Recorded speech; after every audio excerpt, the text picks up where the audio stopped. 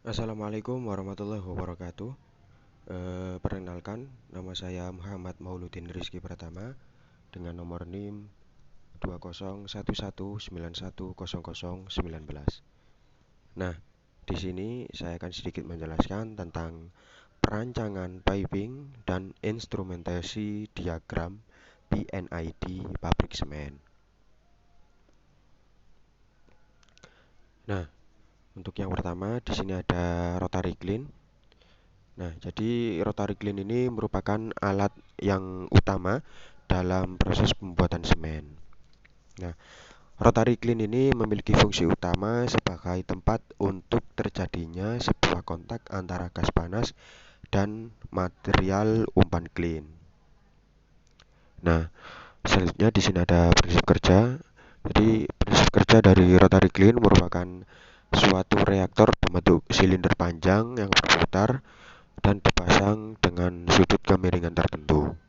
Nah, umpan berupa padatan akan dimasukkan dari ujung atas dan keluar dari bawah setelah mengalami proses pada temperatur tinggi dengan bantuan gas panas hasil reaksi pembakaran yang bertekanan tinggi dengan suhu sekitar 1500 derajat Celcius hingga 1600 derajat Celcius. Nah, akan tetapi untuk suhu idealnya ini ada di angka 1450 derajat Celcius. Nah, karena clean berputar, maka material secara bertahap bergerak menuju ujung bawah dan tentunya akan mengalami sejumlah pengadukan dan campuran. Nah, untuk gas panas ini akan melewati sepanjang clean. Nah, kadang-kadang arahnya ini dapat searah dengan arah material dan juga bisa berlawanan arah dengan material. Nah, gas panas ini dapat dihasilkan dalam tungku eksternal ataupun dalam dalam tungku api. Nah, untuk bahan bakar untuk pembakaran ini bisa berasal dari gas, minyak, atau batu bara. Nah, tapi yang paling banyak dipakai ini adalah batu bara. Nah, selanjutnya di sini ada sistem kontrol pada rotary clean. Di situ ada temperature controller, terus flow controller, bahan bakar, rotary clean. Nah, dari rotary clean ini turun ke flow transmitter dan juga bisa turun ke temperature controller. Nah, selanjutnya di sini ada clinker cooler. Nah, clinker cooler atau mesin pendingin terak ini berfungsi sebagai pendingin terak atau clinker yang keluar dari clean yang telah melalui tahapan proses pembakaran sebelumnya. Oke, selanjutnya ada prinsip kerja. Nah, untuk prinsip kerja dari clinker cooler ini adalah bahan mentah yang telah digiring di raw mill, selanjutnya masuk ke homogeneizing silo dan selanjutnya diberi proses pemanasan awal sehingga suhunya mencapai 800 derajat Celcius sebelum masuk ke rotary clean yang bersuhu sekitar 1400 derajat Celcius. Nah, kemudian masuk lagi ke unit cooler untuk proses pendinginan sehingga suhu clinker menjadi sekitar 100 derajat Celcius. Clinker dengan suhu tinggi akan jatuh pada cooler dan didistribusikan secara seragam ke area kompartemen sesuai dengan lebar gridnya. Dikarenakan suhu material akan berubah menurut jarak, maka clinker cooler dibagi menjadi beberapa kompartemen, di mana semakin dekat dengan clean, maka panjang kompartemen semakin panjang. Dan udara yang melewati material bersuhu sekitar 200 derajat Celcius akan dihisap untuk kemudian digunakan sebagai sumber panas di preheater dan clean yang bertujuan untuk meminimalkan energi yang hilang ke lingkungan sekitar serta bertujuan untuk menghemat biaya. Nah, untuk volume jatuhan clinker ini akan selalu dimonitor oleh sebuah transmitter tekanan yang dipasang di undergrade. Nah, jika volume curahan terak dari klin melebihi atau kurang dari nilai yang telah diatur,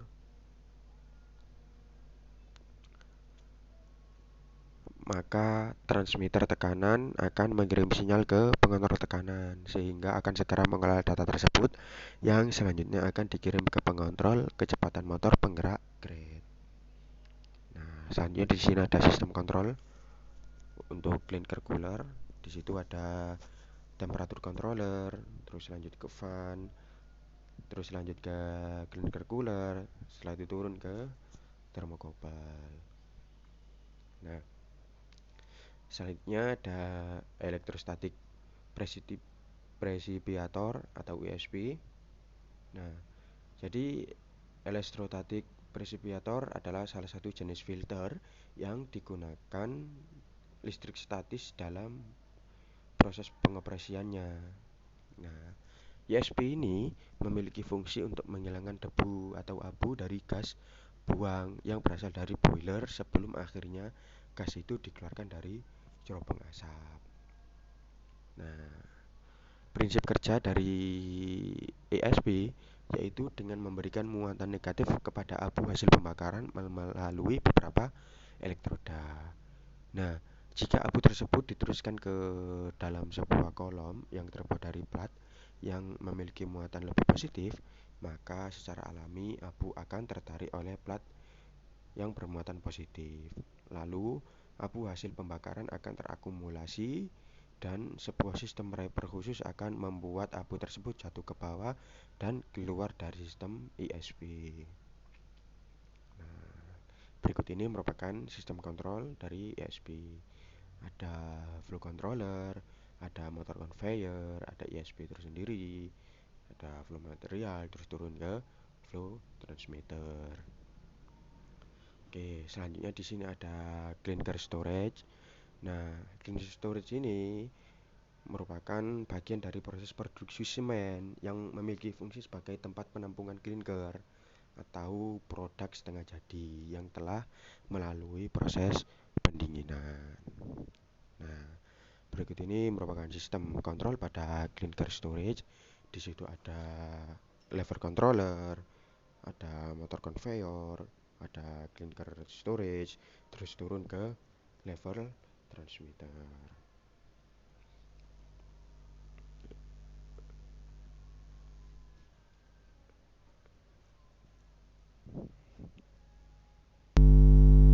Nah, selanjutnya di sini ada block flow diagram atau BFD.